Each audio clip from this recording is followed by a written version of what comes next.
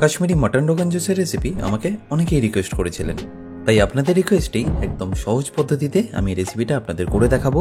আর সাথে অবশ্যই থাকছে অনেক tips and tricks. By the way, আমি শেফ অতনু, আপনারা দেখছেন অতনুর রান্নাঘর। আর আজকে আমাদের রেসিপি কাশ্মীরি মটন রোগান জোস। তাহলে কাশ্মীরি মটন রোগান জোস বানানোর জন্য সবার প্রথম আমি একটা পাত্রের মধ্যে নিয়ে নিচ্ছি সর্ষের তেল। আপনারা চাইলে এখানে সাদা তেলও ব্যবহার করতে পারেন, বাট টেস্টটা সব থেকে বেশি ভালো হয় কিন্তু সর্ষের তেলেই।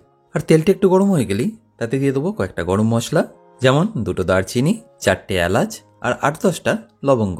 আর সবশেষে দিয়ে দিতে হবে 1 চা চামচ হিং। এটা কিন্তু আপনারা অবশ্যই দেবেন। একবার ভালো করে মিশিয়ে নিয়ে আমাদের এখানে দিয়ে দিতে হবে মাটন। আমি এখানে 700 গ্রাম মাটন ব্যবহার করলাম। খুবই সহজ আর খুবই সিম্পল একটা রেসিপি। আশা করি আপনাদের বানাতে কোনো রকম অসুবিধা হবে না। এবার 4 থেকে 5 মিনিট কোনো কিছু না দিই মাটনটাকে একটু ব্রাউন কালার করে নিতে হবে। যখনই দেখবেন এরকম একটু কালার চলে এসছে, এর মধ্যে দিয়ে দিতে হবে 2 চা চামচ আদা রসুন বাটা। একবার ভালো করে মিশিয়ে এখানে কয়েকটা মশলা দিয়ে দেবো। সর্বপ্রথম দিয়ে দিচ্ছি স্বাদ মতো নুন, 2 চা চামচ ধনে গুঁড়ো, রঙের জন্য দিয়ে দিচ্ছি 1 চা চামচ কাশ্মীরি লঙ্কার গুঁড়ো। ব্যাস, এখানে আমাদের আর কোনো কিছুই লাগছে না।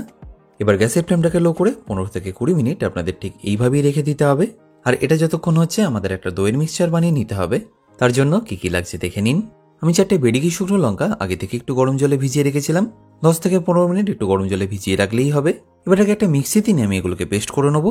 আর পেস্ট করার জন্য জলটা খুবই সামান্য দেবেন। আচ্ছা, এখানে বলে রাখি আমি কিন্তু এই শুকনো লঙ্কাগুলোর বীজগুলোকে বের করে নিয়েছি। দেখতেই পাচ্ছেন এখানে কোনো রকমই বীজ নেই।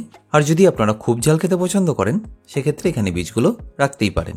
আর দইয়ের মিক্সচারটা বানানোর জন্য আমি এখানে নিয়ে নিয়েছি 300 গ্রাম টক দই। টক দইটা চেষ্টা করবেন যাতে খুব বেশি টক না হয়। এবারে দিয়ে দিচ্ছি কয়েকটা কেশরের দানা। এটা একদমই অপশনাল, আপনারা চাইলে দিতেও পারেন আবার নাও দিতে পারেন। 1 চা চামচ মৌরি গুঁড়ো। আর আমাদের যে চিলি পেস্টটা করেছিলাম সেটাও এর মধ্যে দিয়ে দিচ্ছি। এবার এই সব কিছুকে একবার ভালো করে আমরা মিশিয়ে নেবো। আচ্ছা, এখানে বলে রাখি আপনারা চাইলে শর্ট পাউডার বা আদার গুঁড়ো এখানে ব্যবহার করতে পারেন। যেহেতু এখানে আমি আদা রসুন বাটা দিয়েছি সেই জন্য আমি এখানে এটা ব্যবহার করলাম না। আর এতক্ষণে আমাদের মাটনটাও জল ছেড়ে দিয়েছে। দেখতেই পাচ্ছেন মশলাগুলো খুব ভালোভাবে কুক হয়ে গেছে। এবার আমাদের যে দইয়ের মিশ্রণটা আছে সেটার মধ্যে দিয়ে দিতে হবে। গ্যাসের ফ্লেমটাকে লো রেখেই দইটাকে খুব ভালো করে একবার মাটনের সাথে মিশিয়ে নিতে হবে।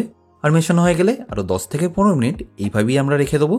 আচ্ছা, এখানে বলে রাখি আপনারা যদি প্রেশার কুকারে করতে চান ঠিক এই স্টেজে আপনাদের প্রেশার কুকারে 3টে মতো সিটি দিয়ে নিতে হবে। এবার একটা খুব ইম্পর্টেন্ট আর এসেন্সিয়াল ইনগ্রেডিয়েন্টস যেটা মটন রোগান জোসে দিতেই হয় সেটা হলো রাতানজোট। এই রাতানজোট হলো অ্যালকানা নামক গাছের শিকড়। এই রাতানজোটের ভেষজ উপকারিতা কিন্তু অনেক, যেমন শরীর গরম রাখার সাথে সাথে যাদের খুব বেশি হেয়ার ফল বা স্কিন প্রবলেম আছে তাদের জন্য এটা কিন্তু খুবই উপকারী। আর এই রাতানজোটের খুব সুন্দর একটা কালার আসে। এই কালারটা বের করার একটা সঠিক নিয়ম আছে। তার জন্য এরকম একটা ছোট টেম্পারিং প্যানে 1 চা চামচ ঘি নিয়ে নিতে হবে। ঘিটা গরম হয়ে গেলেই গ্যাসের ফ্লেমটাকে আপনারা বন্ধ করে দেবেন। তারপর এই রাতানজোটগুলোকে গরম ঘিয়ের মধ্যে আপনাদের দিয়ে দিতে হবে। আর দেওয়ার সাথে সাথেই দেখবেন খুব সুন্দর একটা কালার বেরিয়ে এসছে। কালারটা কতটা সুন্দর সেটা দেখে নিন। একটা সাদা ডিশে ফেলে আমি আপনাদের কালারটাও দেখিয়ে দিচ্ছি। যারা কলকাতার অধিবাসী স্প্ল্যানেডের নিউ মার্কেটে এটা ইজিলি পেয়ে যাবেন। আর যারা অনলাইন কিনতে চান তাদের জন্য আমি লিঙ্কটা ডেসক্রিপশানে দিয়ে দেবো। খুবই কম পয়সা এটা ইজিলি আপনারা কিনে নিতে পারেন। এবার ঢাকাটা সরিয়ে নিয়ে ছেঁকে এই ঘিটা আমাদের এর মধ্যে দিয়ে দিতে হবে। আর আস্তে আস্তে মেশালেই দেখবেন কালারটা খুবই সুন্দর চলে আসবে। যেহেতু আমি এটা প্রেশার কুকারে না করে একদম ডাইরেক্টলি করে নিচ্ছি সেই জন্য এরকম বারবার ঢাকা দিয়ে এটাকে কুক করে নিতে হবে। টোটাল মাংসটা বয়েল হতে প্রায় 1 ঘন্টা থেকে 1 ঘন্টা 10 মিনিট মতো লাগবে। আর এই ঘিয়ের কালারটা গ্রেভির সাথে খুব ভালোভাবে একবার মিশে গেলে এতে ফাইনালি আমি দিয়ে দিচ্ছি জল। খুব বেশি জল এখানে ব্যবহার করার দরকার নেই। এতক্ষণে প্রায় 60% মতো মাটন অলরেডি কুক হয়ে গেছে। আর জল দেওয়ার সাথে সাথেই বুঝতে পারবেন রোগানটা একদম ওপরেই ভেসে উঠবে। এবার ফাইনালি একবার ঢাকা দিয়ে আরও 10 থেকে 15 মিনিট আমি এটাকে কুক করে নেবো।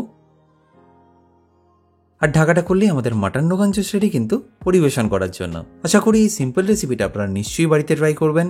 রাতানজোট না পেলে তাতেও কোনো অসুবিধা নেই। ঘিটা গরম করে সেখানে একটু কাশ্মীরি লঙ্কা গুঁড়ো দিয়ে দেবেন, তাতেও কালারটা কিন্তু খুবই সুন্দর আসবে।